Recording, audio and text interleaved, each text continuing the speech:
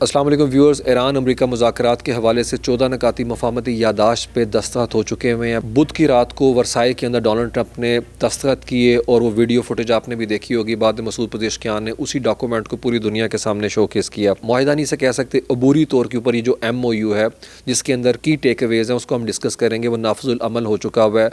ख़बरें आ रही हैं कि आबनाए हुर्मज़ से अमरीकी ब्लॉकेट जो है उसके करीब से ईरानी जहाज़ गुजर रहे हैं और दूसरी तरफ सऊदी परचम बरदार जो टैंकर्स हैं उन्होंने भी आबनाए हुर्मज़ को अबूर कर लिया है। मुआहदे के मुताबिक ईरान जोहरी हथियार हासिल नहीं करेगा, एक्वायर नहीं करेगा, ख़रीदेगा भी नहीं और बनाएगा भी नहीं है।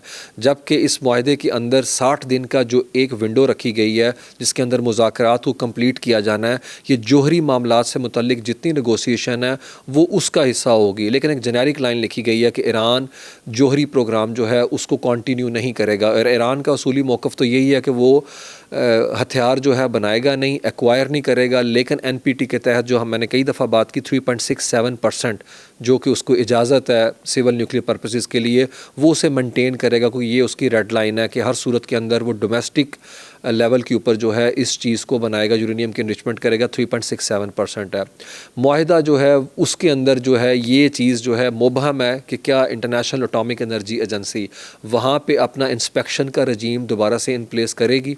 अब ये 60 दिन जो हैं वो इतनी बड़ी विंडो नहीं टाइम की। आपको याद होगा JCPOA तकरीबन 600 दिन से ज़्यादा का टाइम लगा था, जिसके अंदर P5 जो परमानेंट 5 कंट्री हैं प्लस जर्मनी, उसके साथ under the spices of United nation वो मुआहिदा तय पाया था।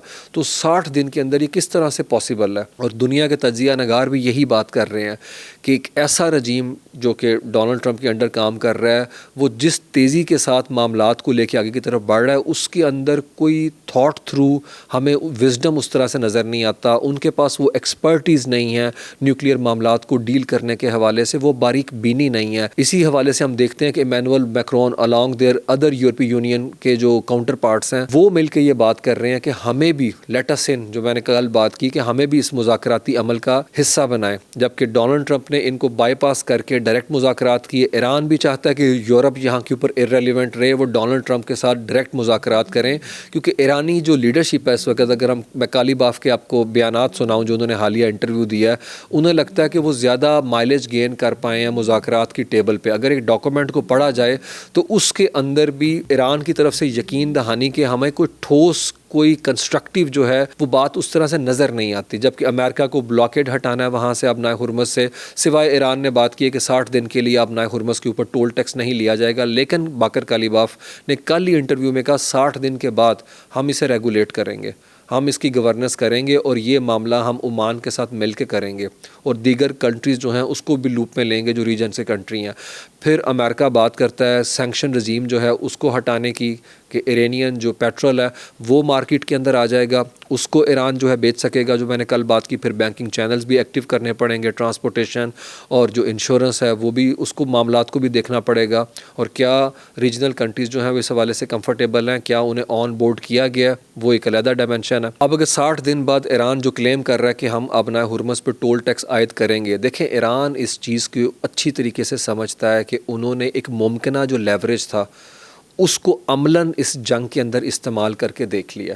तो क्या बार बार जो है ये ब्लॉकेट लगाया जाएगा, बार बार मामलात इसी तरफ जाएंगे, या रीजनल कंट्रीज इस बात पे मुत्तफिक हो जाएंगे कि वो टैंकर्स, कमर्शियल जो वेसल्स हैं उनके ऊपर टैक्स इम्पोज किया जाए? यूरोप कह तो रहा है कि वो नहीं चाहता, इसीलिए यूरोप रेलिवेंट रहने के लिए बात करता है कि मुझे भी नेगोशिएटिंग जो अपना सिचुएशन है उसके अंदर शामिल किया जाए, हमें भी वो सीट दी जाए।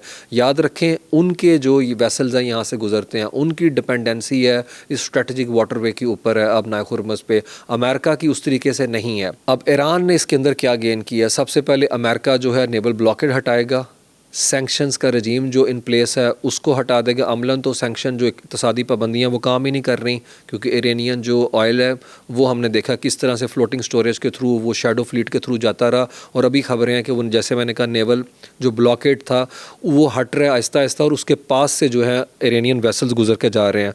उसके अलावा इरानियन क्रूड जो है उसे बाहर जो है बेचा जा सकता है, और जिसके ऊपर अमेरिका में जो ये हॉक्स हैं, ईरान हॉक्स हैं, पर्टिकुलरली जो कंजर्वेटिव हैं रिपब्लिकन पार्टी के अंदर है, जो ज़ायनिस्ट हैं, प्रो इज़राइल हैं और डोनाल्ड ट्रंप के बड़े नाकिद हैं, वो इस चीज़ को कह रहे हैं कि अमेरिका जो है उसने तो टेबल के ऊपर ये जंग हार दी, जबकि जंग के हवाले से भी उनका यही तासुर है कि अमेरिका वो जो स्ट्रेटजिक ऑब्जेक्टिव है वो हासिल नहीं कर पाया। उसके अलावा अगर तमाम सैंक्शंस भी वो कहते हैं उठा दी जाएंगी, वेवर भी उठा दिए जाएंगे इनके पेट्रोल के ऊपर, तो इरानियन तो जंग से ज़्यादा जो है लेवरेज गेन कर चुके। जो काली बाफ कहते हैं कि हमने मुज़ाकरात की टेबल पे वो कुछ हासिल कर लिया जो हमें मैदान अमल के अंदर, जंग के अंदर जो है उस तरीके से हासिल नहीं हो सका। बाकर काली बाफ का ये भी कहना है कि जंग में जो कामयाबियाँ हो सकती हैं वो कामयाबियाँ अगर रिफ्लेक्ट ना करें दस्तावेज़ के ऊपर है तो तारीख़ में भी उसका कोई फ़ायदा नहीं है और बयानिए के अंदर भी वो चीज़ इस्तेमाल नहीं हो सकती है।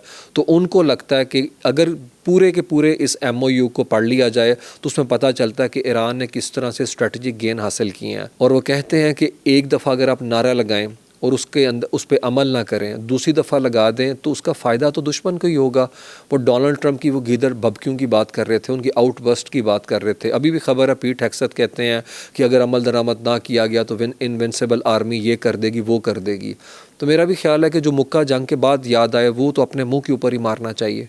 अब बाकर काली बाफ जो कि वहाँ के चीफ़ नेगोशिएटर थे इस मुज़ाकराती अमल में, आपको याद होगा कि जो वज़ीर ख़ारजा थे वहाँ के अब्बास अराक़ची, उनके साथ बाकर काली बाफ लीड कर रहे थे सारे मामले को। वो कहते हैं कि मुज़ाकरात का मतलब ऐसा नहीं है कि हमने झुक जाना था या झुक जाना होता है, ये तो होशियारी होती है, अक्लमंदी होती है।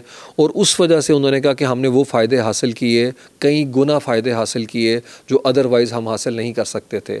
याद रखें ईरान यहाँ के ऊपर ये इम्प्रेशन कायम करने के अंदर जो है कामयाब रहा है और मेरे ख्याल में it's more than an impression.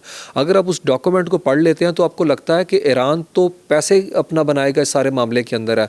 For instance Iran को अगर तेल सप्लाई करने की इजाज़त होती है इंटरनेशनल मार्केट के अंदर तो ईरान तो सालाना $60 बिलियन जो प्री वॉर उनकी प्रोडक्शन कैपेबिलिटी को अगर हम जहन के अंदर रखें, कंसिडर करें तो $60 बिलियन तो वो इससे कमा सकते हैं। और उसके अलावा हम देखते हैं $300 बिलियन की जो डोनाल्ड ट्रंप क्लेम कर रहे थे JD वैंस के इंटरव्यू के बाद कि ऐसा कुछ भी नहीं, और अपने ट्वीट में $300 मिलियन लिखा था, वो चीज़ तो डॉक्यूमेंट के अंदर लिखी हुई है। इसका मतलब है कि Iranian have been able to make it sure कि अमेरिका जो है रिकन्स्ट्रक्शन जो फंड है उसकी बात को मेंशन करे। और देखें कि इस मुज़ाकराती अमल में मिडल ईस्ट को लेकर डोनाल्ड ट्रंप कहते नज़र आ रहे हैं फ्रांस के अंदर है कि हम तो 10 पेंस भी नहीं देंगे, हम तो पेनी नहीं देंगे कोई भी है, लेकिन वो अगर इन्वेस्ट करना चाहें तो हमें क्या एतराज़ हो सकता है। तो यही बात अमेरिकन कैंप्स के अंदर हो रही है कि 4 महीने की जंग के बाद जो आपने नुकसान किया अब आप वहाँ पे रिकन्स्ट्रक्शन करना चाहते हैं। और फिर खदशा ज़ाहिर किया जा रहा है लिंडसे ग्रैम और उन लोगों की तरफ से कि इस चीज़ को मेक श्योर कौन करेगा कि वो $300 मिलियन और जो तेल की सूरत के अंदर पैसा आएगा बिलियंस ऑफ डॉलर का, क्या वो वहाँ के ऊपर बैलिस्टिक मिसाइल की प्रोडक्शन के लिए या ड्रोन टेक्नोलॉजी जो है उसको एक्सपैंड करने के लिए तो इस्तेमाल नहीं किया जाएगा। अब ट्रंप पहले $300 बिलियन की अमाउंट को और इस सारे नैरेटिव को जाली करार दे रहे थे, लेकिन अब हमने देखा कि ये मुआहदे का हिस्सा है, कलीदी इसका हिस्सा है, वहाँ के ऊपर है। और ये चीज़ भी मेक श्योर होगी हुई है कि रीजन के तमाम कंट्री अगर रिकन्स्ट्रक्शन प्रोसेस का हिस्सा बनते हैं वो इन्वेस्टमेंट करेंगे। अगर वो फॉरेन डायरेक्ट इन्वेस्टमेंट करेंगे तो भी रीजन के अंदर ईरान के ताल्लुकात मामलात उनसे बेहतर होने जा रहे हैं।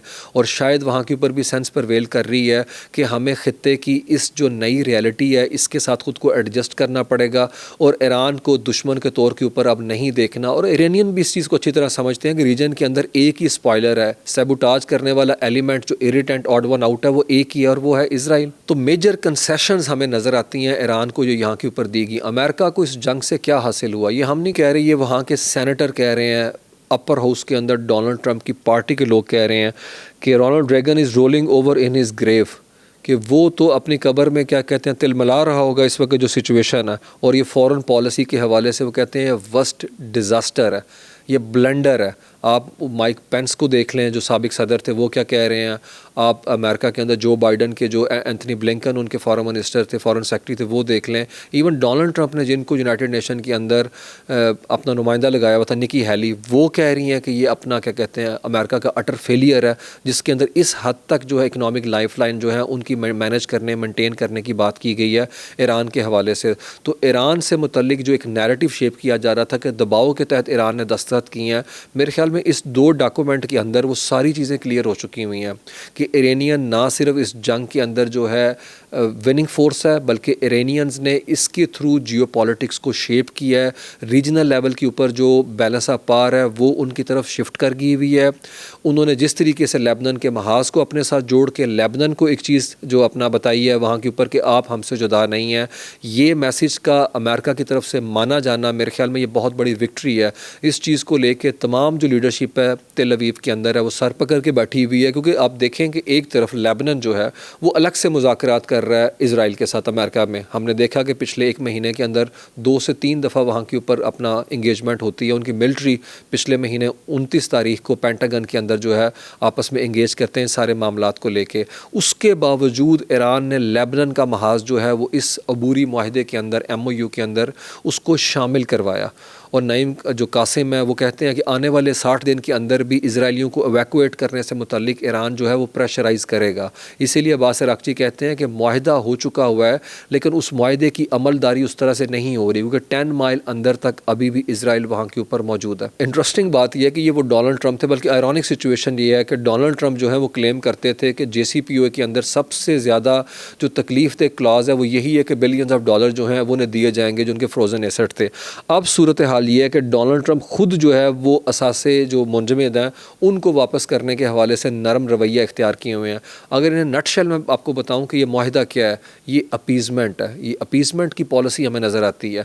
क्या 60 दिन के अंदर मुज़ाकरात उस लेवल के हो जाएंगे जो 600 दिन में JCPOA के तहत हुए थे? एक ऐसी अमेरिकन टीम जिसके पास ना एक्सपर्टीज़ है ना उस तरीके से ये दूर तक मामलात को देख सकती हैं, और जिसमें ख़बरें तो हैं कि डोनाल्ड ट्रंप ने कहा हम 60 दिन को मज़ीद एक्सटेंड कर देंगे।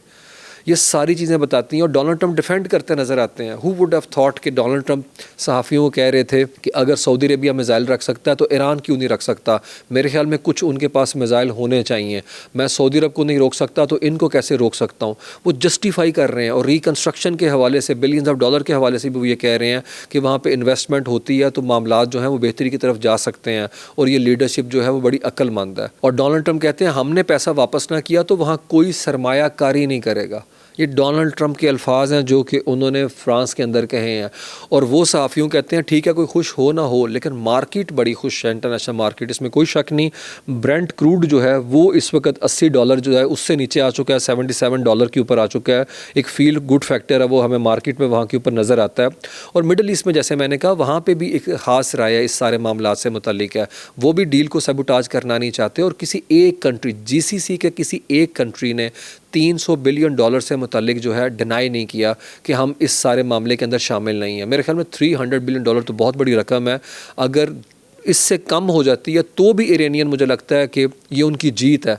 और अगर वहाँ से ड्रोन्स का अटैक बंद हो जाता है, ईरान की तरफ से मिज़ाइल स्ट्राइक बंद हो जाती हैं, तो मेरे ख्याल में कोई नॉन एग्रेशन पैक्ट साइन होने की भी बड़ी तवक्को की जा सकती है अरब वर्ल्ड की ईरान के साथ। दूसरी तरफ फ्रांस और UK की कोशिश ये है कि किसी तरीके से अब नाए हुर्मस के हवाले से जो मामलात हैं उसके अंदर वो शामिल हों। याद आपको मैंने कल बताया था वो 40 कंट्री जो हैं उन्होंने भी इंदिया दिया कि हम बारूदी सुरंगों को सफाई करने के हवाले से, वहाँ पर जहाज़ों को एस्कॉर्ट करने के हवाले से टास्क फोर्स का हिस्सा बने। लेकिन डोनाल्ड ट्रंप जो है वो ज़्यादा इंटरेस्टेड नहीं नज़र आते सारे मामले से मुतल्लिक है, और ईरान भी नहीं चाहेगा कि यूरोप जो है यहाँ के ऊपर उस तरीके से नेविगेशन का हिस्सा बने। और दूसरा जो G7 कंट्रीज़ जो हैं उनका हमने देखा कि एक फियर, एक एप्रीहेंशन है, वो है बैलिस्टिक मिज़ाइल से मुतल्लिक है। वहाँ के प्रेस भी लिख रहा है, वहाँ की लीडरशिप के मुश्तरका बयान भी आ रहा है कि हमें ईरान को लगाम डालनी चाहिए इस बैलिस्टिक प्रोडक्शन के हवाले से। लेकिन डोनाल्ड ट्रंप वहाँ के ऊपर कहते नज़र आते हैं कि अगर सऊदी अरब के पास मिज़ाइल हैं तो उनके पास क्यों नहीं होने चाहिए। और यही सबसे बड़ा यहाँ पे आप कह लें कि बोन ऑफ कंटेंशन थी, कंसर्न था इजराइल का यहाँ के ऊपर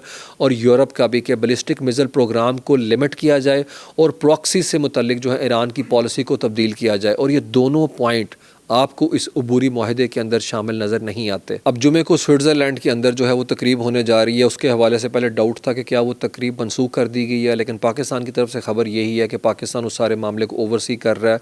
लेकिन ईरान की तरफ से अभी ख़बरें आ रही हैं कि वो अभी तक कन्फर्म नहीं कर रहे कि बाकर कालीबाफ क्या उस शिरकत करेंगे, और JD वैंस के हवाले से भी ऐसा अभी कोई ख़बरें नहीं है। हाईली लाइकली है कि वो कर लें, लेकिन शायद वो ना भी करें। लेकिन डोनाल्ड ट्रंप इस मूवमेंट को चाहते थे कि वो ख़ुद कैश करें, क्योंकि एक कंसर्न तो था कि 2028 के अंदर JD वैंस जो है वो अमेरिका के अगले सदर के लिए इलेक्शन कंटेस्ट करेंगे। लेकिन डोनाल्ड ट्रंप चाहते थे इस मूवमेंट को असल कैपिटलाइज वो करें। लेकिन अभी भी हम देखें तो मुज़ाकरात के अंदर सबसे जो क्रिटिकल मामलात हैं वो पोस्टपोन कर दिया गया अगले 60 दिनों के ऊपर। शायद डोनाल्ड ट्रंप जो हैं वो चाहते हैं कि वो जो मेगा बेस है और इस वक्त जो इलेक्शन के मामलात को ले कर अमेरिका के अंदर बहस हो रही है, वो उसको चाहते हैं कि किसी सूरत के अंदर जो है वो अपने हक में करें। लेकिन अगर ये माहदे से मुतल्लिक हम डॉक्यूमेंट को पढ़ें तो मेरा नहीं ख्याल वहाँ के ऊपर मेगा बेस जो है वो कंफर्टेबल है इस चीज़ को मानने के लिए जो डोनाल्ड ट्रंप कह रहे हैं, क्योंकि इस वक्त जो रिटन डॉक्यूमेंट है उसके अल्फाज यही बता रहे हैं कि ये अपीज़मेंट है। इसके अंदर ईरान का पलड़ा जो है वो भारी नज़र आता है। ईरान का व्यू जो एग्रीमेंट से मुतल्लिक था जो पिछले 3-4 दिन में, उसकी बाकायदा रिफ्लेक्शन नज़र आती है इस डॉक्यूमेंट के अंदर है। अगर 4 माह की ये जंग को कंक्लूड करें तो मेरे ख्याल में इस डॉक्यूमेंट को एक साइड पे रखा जाए और JCPOA के डॉक्यूमेंट को एक साइड के ऊपर रखा जाए तो मेरे ख्याल में काफ़ी हद तक चीज़ें वाज़ेह हो जाएंगी कि डोनाल्ड ट्रंप जो कहते थे ईरान को कि मुकम्मल सरेंडर करें, वो कंप्लीट सरेंडर इस डॉक्यूमेंट की सूरत में नज़र आता है जिस पे डोनाल्ड ट्रंप ने दस्तखत किए हैं। इन सारे मामलात और इनसे जुड़े दीगर मामलात पे बात करने के लिए हाजिर होंगे कल। अपना ख्याल रखिएगा। खुदा हाफिज़।